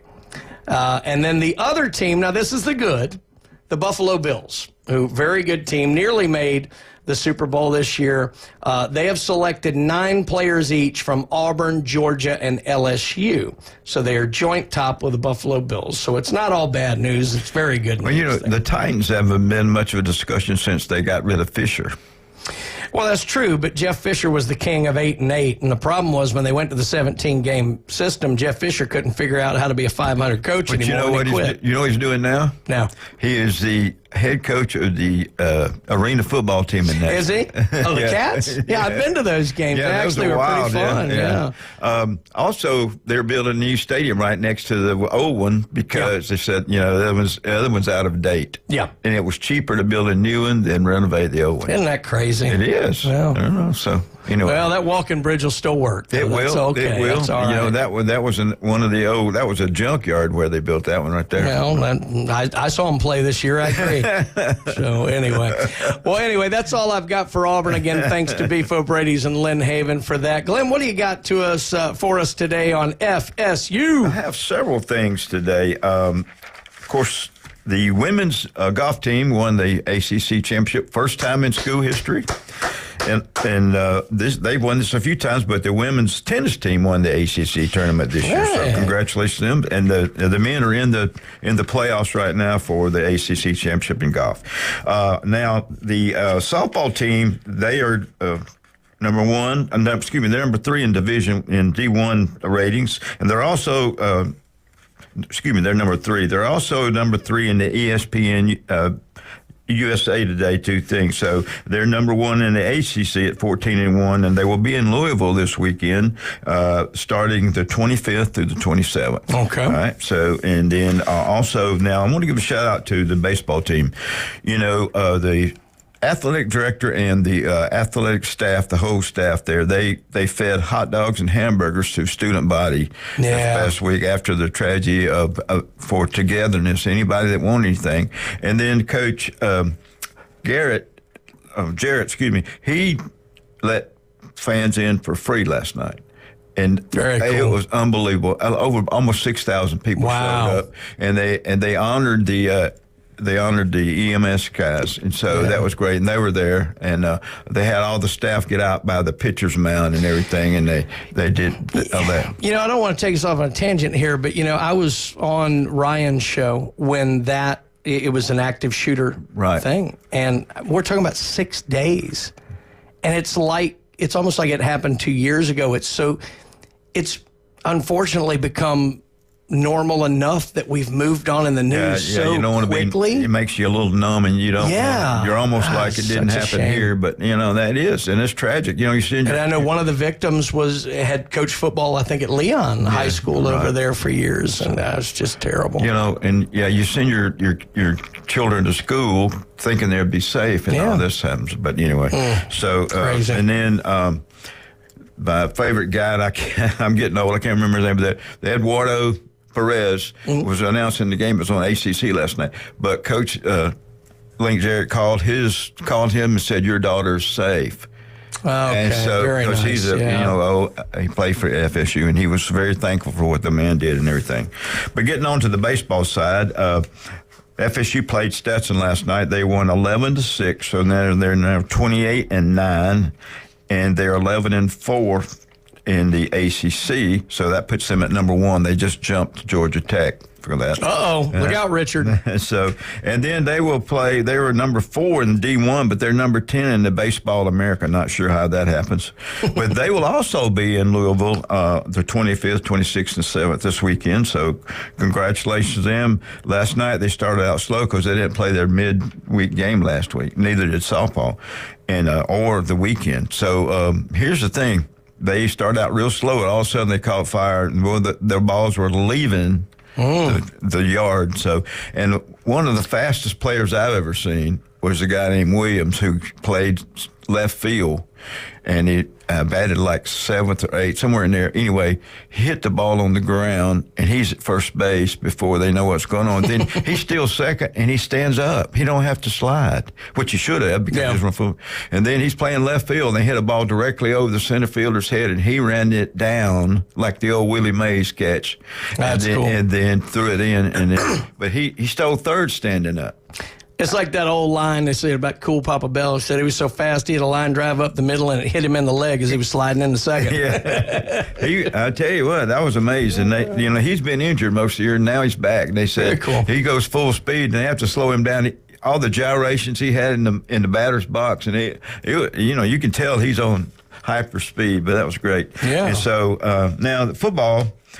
We had some people leave football, as you can say, and then so leaving was Hakeem Williams. He's a junior wide receiver, and I think that was kind of a mutual decision. Sure. He'd been injured a lot, but I think his attitude and some other things. And then Terrence Ferguson, who's offensive lineman with experience, and then Aaron Hester, who his dad played for FSU. He's a defensive end. He had, in 3 years, though, he only had 5 solo tackles. He had some injuries, too. But now, what they've done is, the first year when they had such a bad season, when people wanted to leave, it was kind of like, can we hold on to them? But now, and that was ugly. But after this year, they brought new defensive coordinator, new offensive coordinator. They had a meeting with players, and they said, look, if you're a non-contributor, okay, and you're not willing to, keep up with what we're doing, or you're an upperclassman and you can't beat out some of the freshmen, you probably need to find another place to go. So that's maybe some of the reasons those people are going. Well, and I would imagine certainly on offense, you would have to imagine it's going to be some level of a just change in the offensive system. And not everyone's going to fit that system perfectly, so it makes sense. It happens, and then, I think some of them came in begging, even after you have a full year, they want more. Oh, yeah. We had some players in other schools that said, okay, that was Tennessee, we played our 12 games, we're in the playoffs, we want more money for being in the playoffs, or we're not going to play. I would have been, okay, well, you're not going to play, and then find a new home next year. But anyway. And don't let the door hit you. Yeah, and then there's the writer for Chop Chat. His name is Taylor Devers. He seems to be the main writer on FSU football for Chop Chat. Okay. He said there's 3 bold claims he's going to make on FSU this year. And he said, number 1, there will be a 800-yard rusher in 2025. And he touted these guys. He said Castellanos, who ran over 1,300 yards. Right. Roydell Williams, who was kind of injured a little bit last year, so he's coming back. And then they have a Keziah Holmes, who did a really good job. And then this freshman coming in, Usman Cromar, so he's supposed to be really well. And then they got Lucas coming back too, but he's multiple guy. You can move him around. So he was injured the second game, our punt returner and kick returner guy. So anyway, he's coming back. And then the special teams, they won't drop off very much, even though we had 2 All-American guys. They said this freshman, redshirt freshman kicker, Jake Weinberg, was the number 1 kicker when he was coming in as a freshman. And of course, when you have somebody like Fitzgerald, you back them up and you go to every game. Yeah. And you could play in 4 games. They let him run and kick 1 or 2, and then also we have a redshirt junior punter, Mac Chumonte. I probably slaughtered that, but he's going to be back, and he was the backup punter all year too. So they already know what those guys can do, and they have experience, and they're people you can trust. Well, if you'll allow me to make a terrible joke that'll probably get me beat up, Florida State's kickers should have fresh legs because they weren't kicking a whole lot last year. Well, the punter did. Well, here's the thing to me. You don't win the Lou Groves Award when you make 5 over 50-yard kicks and you only missed 1 field goal the whole year, no extra points. Yeah. Almost all your kickoffs are in the end zone. Yeah. But we got to give it to some over in West Coast guy. I mean. Hey, Max Prep's probably decided. That's right. And then he says the defense will force at least 8 interceptions. They're touting the defensive backfield. So that's one of his wild predictions, and will it come true? Only time will tell. But that's right. Seem to be good here. All right. Well, we talked about Richard earlier there, watching out for Florida State passing up Georgia Tech. I did want to mention this. We've got 86 adult softball teams at Publix and a Public Sports Bar and Frank Brown Park. Oh, I thought they were going to be at Publix shopping. Well, they'll be there too, trust me. And I have it on good authority. I have it on good authority that there was a Dr. Ward sighting at Public Sports Park yesterday. So he is a man about town. He is. He was checking out for customers in case they had something. Wearing his doctor hat or wearing his coaching hat? Yeah, well, probably both. Or his daddy hat. That's right. Could be both. Or his hospital hat, with what he's got up there in the Funiac. Oh, my goodness gracious. Well, again, thank you to Newbies for the sponsorship of the FSU Update. Again, Beef O'Brady's, Lynn Haven for their sponsorship of the Auburn Update. And want to thank all of our sponsors. We got so darn many of them, it's hard to name them all, but we absolutely love them. You can hear their ads right here on ESPN Northwest Florida. But listen, guys, make sure that you go out and support these sponsors. But when you do, let them know you heard about it right here. I know we have some great loyal listeners who do that, and that means a lot to these advertisers to know that their support is paying off, because that helps pay their employees, their waitresses, their staff, their everything like that, and it's a tough economy, we're dealing with here, and those local sponsors who do so much for us in being able to do this show and have a good time in here and talk sports and promote local athletics is only through the benevolence of our sponsors. So make sure you go out and support them every single day. If you're out and about, remember Mosley's on the road,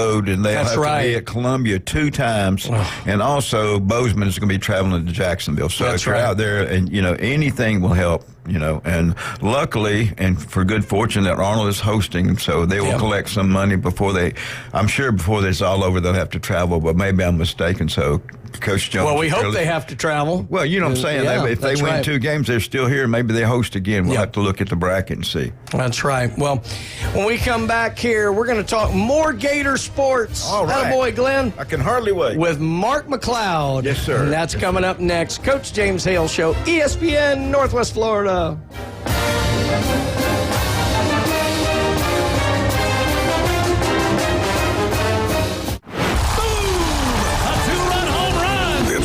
Braves are back. Here comes the throw. It's late. Braves win. And ESPN Northwest Florida is your exclusive radio home for Braves country. He just wrecked that thing. Straight away center, a homer for Riley. Sales, Strider, Acuna, Ozzie, Riley, Profar, and Coach Snitker lead a stellar lineup. Listen live nights and weekends on ESPN Northwest Florida. When you bring your vehicle to Panama City Toyota for repairs or maintenance, you'll get the warmest welcome around. That's because we see service differently. It's not only an expert team that can help with everything, from simple adjustments to a new set of tires. It's also a team that values your time, so we make your experience as quick and comfortable as possible. Because we're committed to service that goes beyond. Only at Panama City Toyota.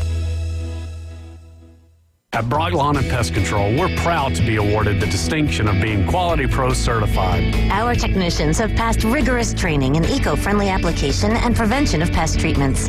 Part of the program is the practice of integrated pest management. IPM's goal is to prevent pests from ever entering your home. It includes inspection, prevention, education, and, when necessary, application. We're proud to be Quality Pro certified. Brock Lawn and Pest Control, the standard and level of trust. Progressive knows there are some surprisingly expensive things in life, like frames. Because you found a classic 70s concert poster. But when you went to get it framed, you realized the frame will cost about 4 times the amount of the poster. Which is actually absurd because no one will be looking at the frame, and if they are, then you severely overestimate how cool this poster is. But then you remember by switching your home and auto to Progressive, you could save hundreds and put it towards a classic 70s concert poster in an absurdly overpriced frame. Progressive Casualty Insurance Company, affiliates, and other insurers. Not available in all states. He doesn't always go the extra mile. But when he does, it's because he missed the exit. It's the Coach James Hale Show. Live and local inside the J. Michaels Studio. 104.3 ESPN Northwest Florida. When you got 90,000 people all chomping at the same time. The Florida Gator Update with guest Mark McLeod. Insider information you can't get anywhere else. Now back to the Coach James Hale Show. 104.3 ESPN Northwest Florida. Oh, I hate saying it after that baseball series, but go Gators! God. I heard that song way too much Friday and Saturday. I love seeing you squirm. It's miserable. But hey, it was the battle for 13th in the SEC, and Florida came out on top. So congratulations to the Gators. And who better to talk about with it than the man himself, Mark McLeod. Mark, are you basking in your Gators' destruction of my Bulldogs? Well, number 13, baby. Number 13. Oh, my God, I love it. All right, Mark, I'm going to start today, since it's Substitute Teacher Day here on the Coach James Hale Show. Although, to be fair, I think I'm here as often as he is. I've got a trivia question for you to start as it relates to the NFL Draft, Mark.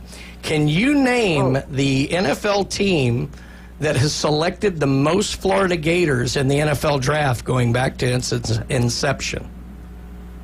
Wow, that's a good one. And I'll give you a hint. I'll give you a hint. Think about teams that have been around a long time. Yeah, the one that comes to mind is the Chicago Bears. They drafted a lot of Gators in recent years, and go back to Rick Caceres. I mean, they've drafted a lot. I'll go with Chicago Bears. Survey says number 2 on the list, the Chicago Bears. Excellent choice. That's who I would have gone with. Also tied there, the San Francisco 49ers. Both have selected 21 Florida Gators through the years. Number 1 on the list, the Pittsburgh Steelers with 24. In fact, they've selected more players from Florida than from any other school in the SEC in their history. So pretty cool there. Well, at least I'm not number 13. Well, Mississippi State leads the list for no NFL teams. And as we said, Auburn holds the distinction with the Titans, who are the worst team in football. So at least you got the Steelers there. Well, Mark, I love it. Yeah, we got a lot to talk about today, certainly. But let's stay real quick on the draft. Any prospects here, anything you're hearing maybe to some Florida Gators and as it pertains to this year's NFL draft? You know, it's not going to be a big year for Florida, but I do think you'll have a few guys move. I think certainly when you look at Florida, and some of the guys out there, Elijah Badger's turned some heads, Shamiri DK's turned some heads, excuse me, who am I thinking of? Oh boy. Yeah, that fella. Drew a blank. Yeah, that guy. He's Jason Marshall. Jason Marshall, corner. Even though he started his Florida career really well, and then it went awful. It went awful, and he really had his struggles and had to build himself back up. But he did some nice things, and I think they were impressed with him. He has 6'1", 200-pounder. So I think there are some things to like there. I think outside the guys overall, this is not going to be one of the strong drafts for the University of Florida at all. Right.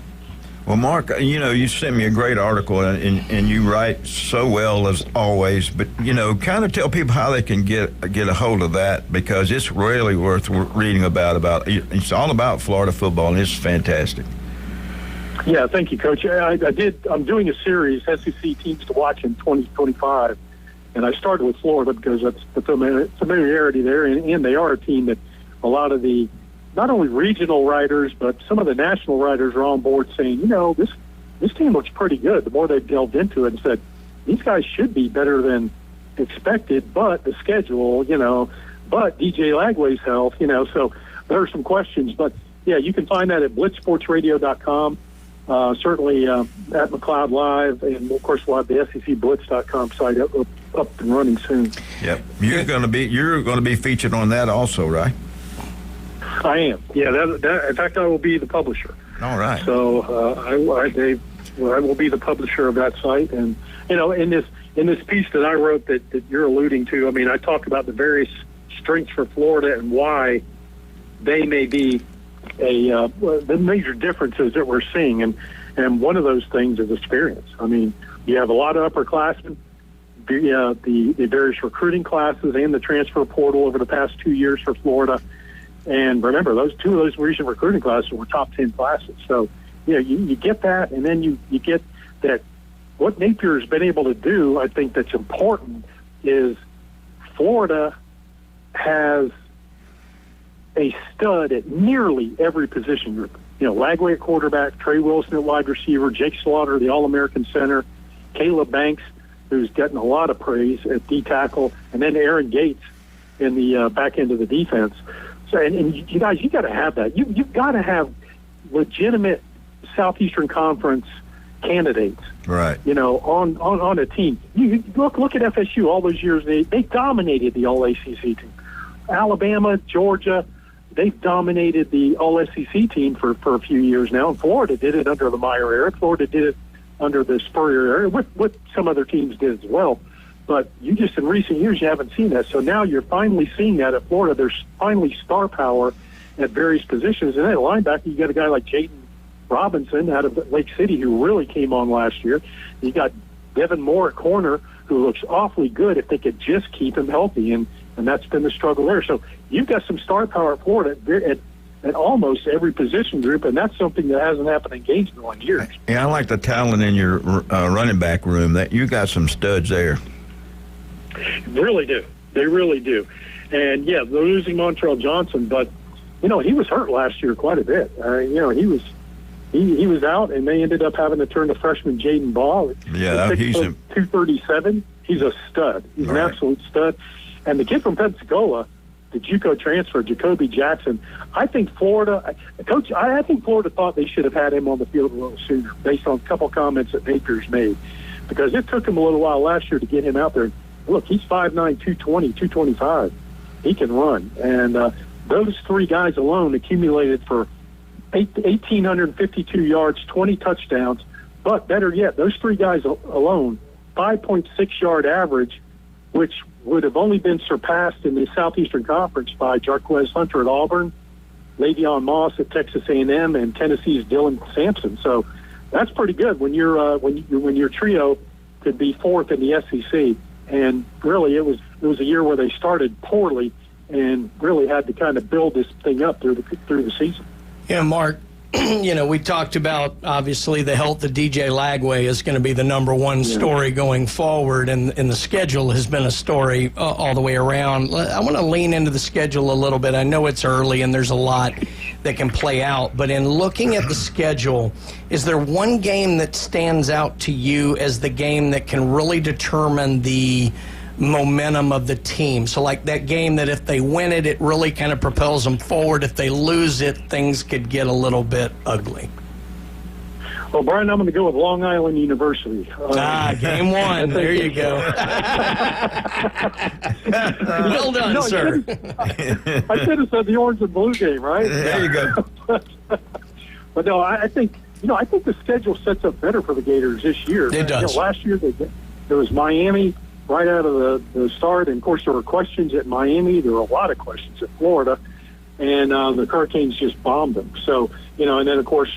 Two games later, Texas A&M comes in and just rolls Florida. Mm-hmm. But this year you get Long Island University, then you get USF, both in Gainesville, before you have to travel to Baton Rouge to play LSU. A week later, you're on the road in Miami taking on the Hurricanes, and then you get a week off. And I think that's a much better setup for Florida before they play Texas and Texas A&M. I think that's a much better setup for the Gators to start the season strong. And again, as I said, you got a better team with. You look at the last two recruiting classes, there was elite talent at Florida, but they got to get them coached up. They got to get them where they need to be, those young guys. And, I think with Long Island and USF, maybe you get a few of those guys, that playing time helps because coaches always say, and you guys know this, you're the ones, the third game is the one where you're going to see the biggest difference. Yeah. Well, that third game happens to be LSU, and that's the tough one. I think so, and I think that's the pivotal game this year. The thing that I don't know that a lot of people are talking about that's going to be very interesting to see how it plays out this year is the 2 bye weeks this year. Yeah. And I do think that will help football teams tremendously because we all saw, the teams that, would not have a bye week until like week 8, were really struggling. They might be playing a team who was just coming off of a week off, and it really seemed unfair. This year, the way it lays out, it seems a little more equitable across the schedule, and I don't think that's being talked about enough. I think that's a great point. I really do, because for Florida, again, you play LSU, Miami, and then you have Texas A&M. You need a break right in the middle. Yeah, that would be a 4-game gauntlet that you're sitting there going, okay, are they going to go 2-2? Mm-hmm. Right. But, thankfully, and again, those first 2 games are both on the road. So there are going to be a lot of Gator fans in that stadium in Miami as well. No, same thing when Miami plays FSU. There are a ton of Seminoles in that stadium. Yeah. But that LSU game on the road is going to be pivotal, as you said, and that's going to be the key. You got to play well in that game. I don't know. I haven't looked at the schedule. Is that a night game? They don't know yet, Coach. It's TBA right now.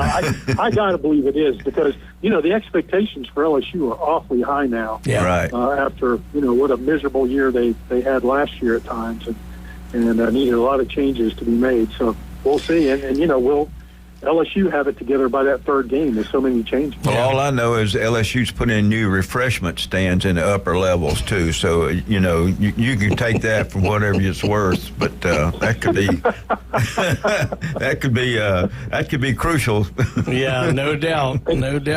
They might actually start talking coherently if they don't do that. But look. Florida's 2 weeks off this year. One comes before the Texas game, one comes before the Georgia game. So maybe someone at the NCAA realized how nasty they were the last couple of years and gave them some break. But that'll work out. Yeah. And one other quick point. Yeah. I think, guys, it's important. I talked about this. I did a mailbag piece, things that people have emailed me over the past 3 weeks now, and I put that on Blood Sports Radio as well. But one of the questions involved, quarterback play as well. It involved coaches being the big part of the guy who said that the coaching is going to be the biggest takeaway from the SEC this year. I disagreed. I said quarterback play. I mean, Tennessee's without a quarterback, but when you look at Florida's schedule, so many teams. Barrett Nussmeier at LSU. That's good. That's why, Brian. Another reason you're saying that's a big pivotal game for Florida. And one to point to because he's the biggest name back in the conference, really, when you look at it. Yeah. Carson Beck's gone. He's in Miami. Florida has to play in the next game. And then Arch Manning at Texas, Marcel Reed at A&M, Mississippi State, new quarterback, Georgia, new quarterback, Kentucky. I mean, Florida last year, if you remember, guys, we talked about this. Jackson Dart at Ole Miss, You know, Oh, yeah. They had so many quarterbacks. Yeah, I think they had like 7 quarterbacks that were returning, but early in the season, they didn't face a lot of familiar quarterbacks. Of course, Cam Ward was terrific for Miami. Right. But this year, Florida doesn't face. Not only do they not face a lot of familiarity at quarterbacks, but it's a new day, a new age in the SEC, and I think that's why so many national writers right now, when they're asked how many college football playoff teams from the Southeastern Conference do you see, if you guys have read this stuff like I have, a lot of them are saying 3. A lot of them are just saying 3 because of the quarterback play and some of the things going on within the conference, but primarily quarterback play. Yeah. Well, Mark, we're going to hold you over here for the next segment here and talk more Florida Gator sports here on the Coach James Hale Show. Again, thanks to all of our wonderful, wonderful sponsors here. So stick with us. One more segment to go with the great Mark McLeod. You are listening to the Coach James Hale Show, ESPN Northwest Florida.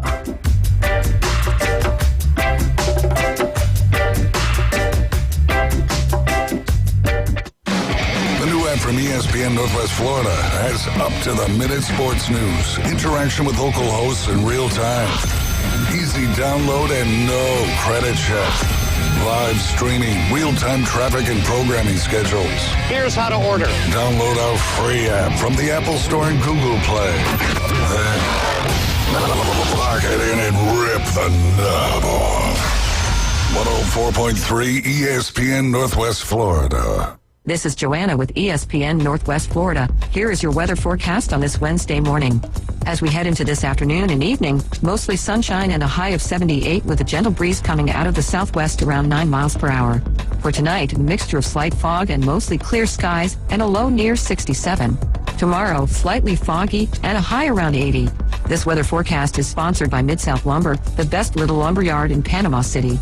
Thank you for keeping that dial on ESPN Northwest Florida. Rely on it. CBC Construction is looking for a few good men.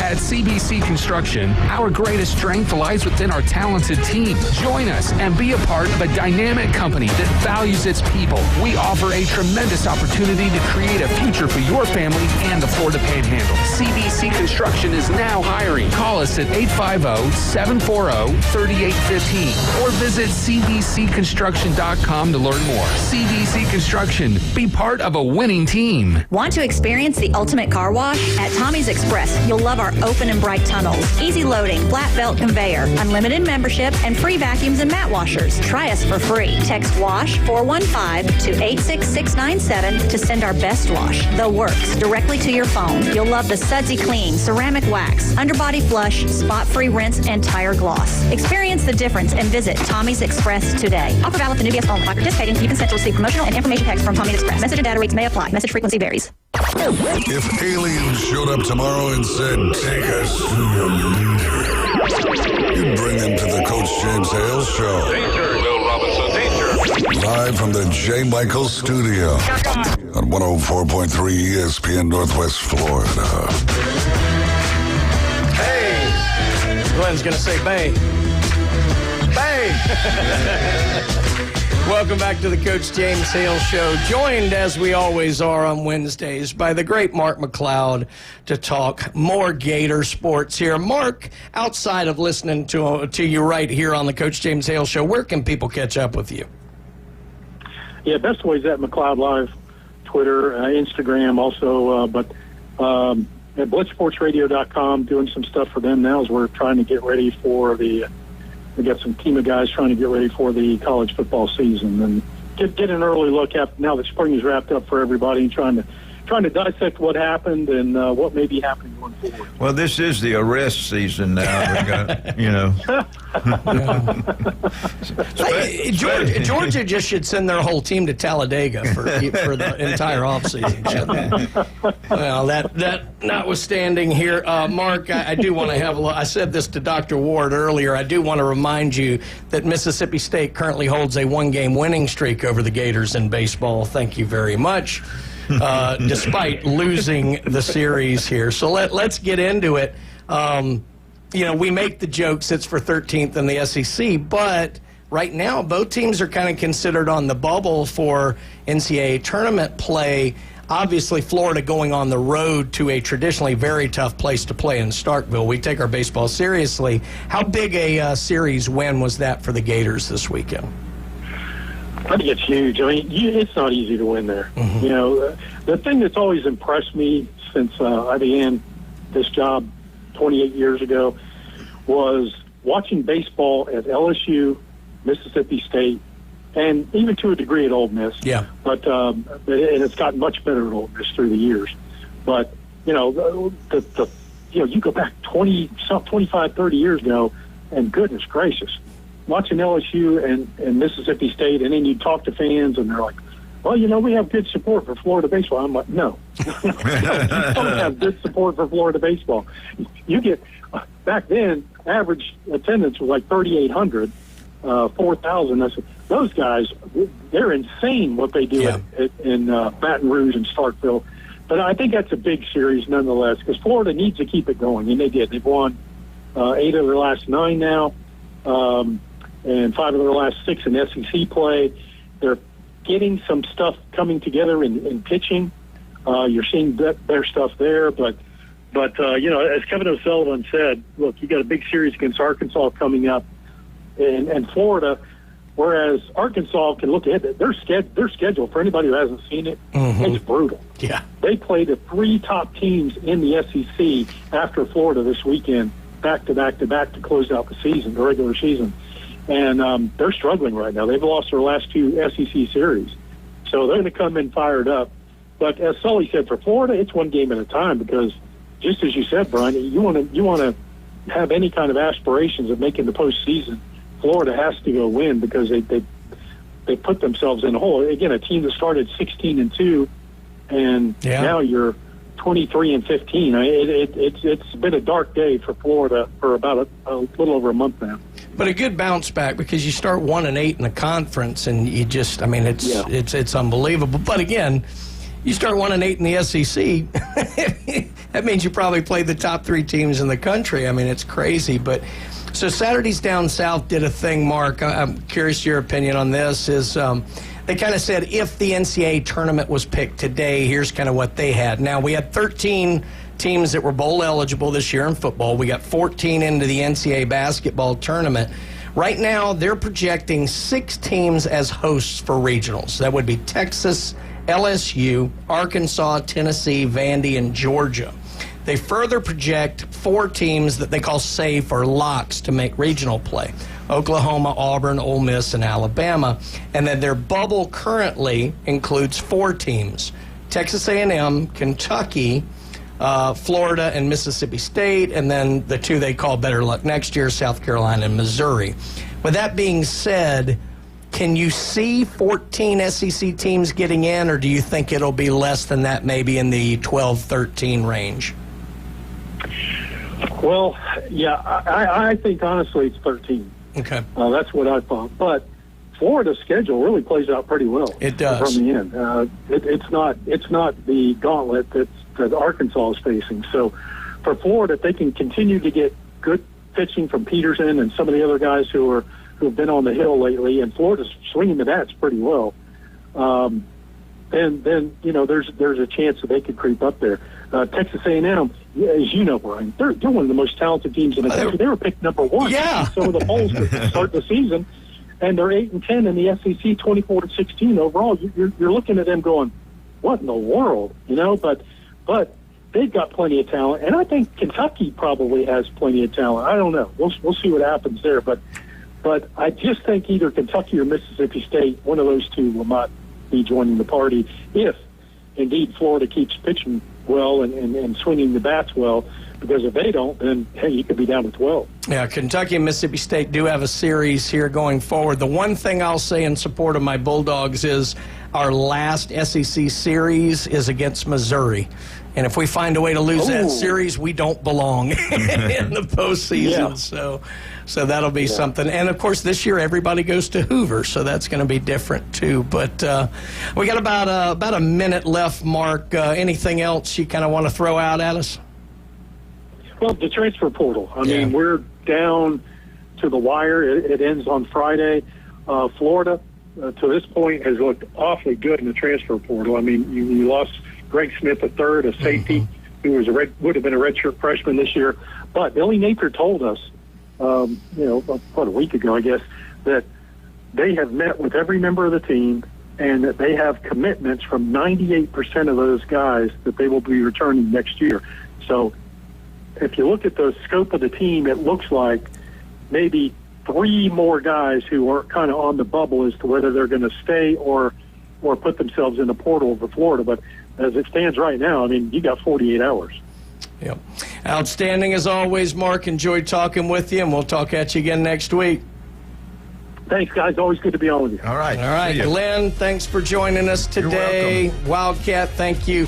Real quick, R.I.P. Mike Patrick, one of my favorite play-by-play guys, passed away. He's a wonderful broadcaster, and he will be missed. Ryan at 11, David at 4. Keep it locked in right here today to ESPN Northwest Florida. We are out.